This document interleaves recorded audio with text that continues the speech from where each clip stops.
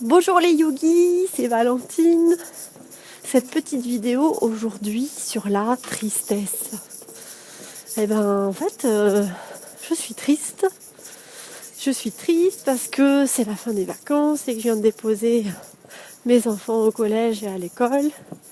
Et évidemment, mon petit Clou, il avait du stress de retourner à l'école. Et il avait de la tristesse aussi. Alors à chaque fois, il y a des pleurs dans la cour, dans le couloir et tout. Des petits pleurs, des gros câlins. Et c'est dur. Donc à chaque fois, moi je sors de l'école et puis je m'effondre en pleurs sur le trottoir, comme vous pouvez l'imaginer. Donc je me suis dit, tiens, je vais faire cette petite vidéo pour partager ça.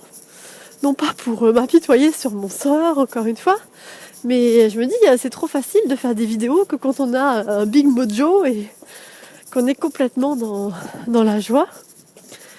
Et parce que sinon, qu'est-ce qu'ils vont penser? Qu'est-ce que vous allez penser, les yogis, que je suis toujours en up?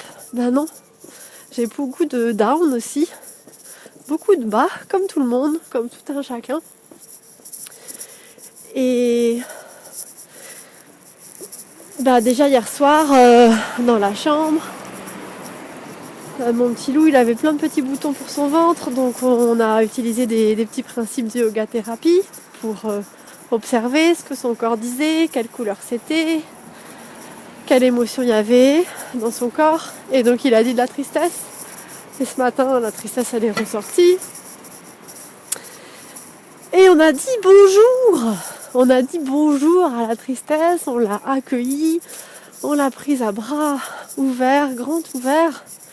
Et ça me fait penser à une interview de Laurent Gounel que j'ai lu dans le magazine Happiness il n'y a pas longtemps.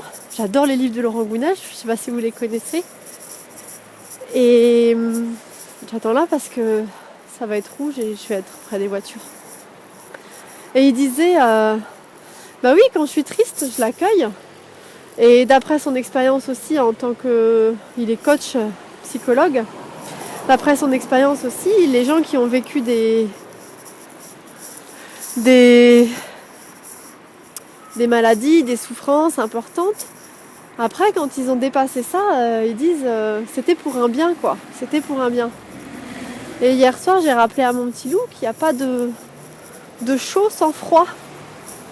On ne peut pas connaître le chaud si on ne connaît pas le froid. On ne peut pas connaître la joie si on ne connaît pas la tristesse. Donc j'en reviens toujours à ma phrase fétiche, en l'absence de ce qui n'est pas, ce qui est n'est pas. Du coup, on dit bonjour à la tristesse, on l'accueille à bras ouverts et puis on va se fondre, on va vraiment aller accepter cette tristesse complètement, sans aucune restriction, sans se dire qu'elle ne devrait pas être là, sans en avoir peur, sans en avoir honte. On va se jeter comme on se jetterait dans une piscine de tristesse. Et du coup, ça va faire venir les larmes, on va pleurer. Puis elle va avoir le droit d'exister, le droit de vivre dans notre corps. Et elle va pas se cristalliser dans notre corps et créer des tensions qui vont ensuite générer des souffrances et des maladies. Elle aura l'occasion de circuler. Et une fois qu'elle aura circulé, qu'elle aura joué son rôle, elle repartira dans l'univers pour aller jouer son rôle auprès de quelqu'un d'autre. Parce qu'elle a vraiment son rôle à jouer. Sans cette tristesse, on ne peut pas connaître la joie. Et c'est ce que j'ai fait que répéter à mon petit Loup et je pense qu'il commence à le comprendre. Voilà, chers amis yogis, je voulais partager ça avec vous. Donc je pense que ça va être le thème de cette semaine. Bonjour tristesse, qui fait penser au livre, c'est Françoise Sagan, je crois, que je n'ai jamais lu d'ailleurs. Bonjour la tristesse, bonjour les yogis, bonne journée, je vous fais des gros bisous. Et puis, jetez-vous à corps perdu dans la tristesse. Namasté.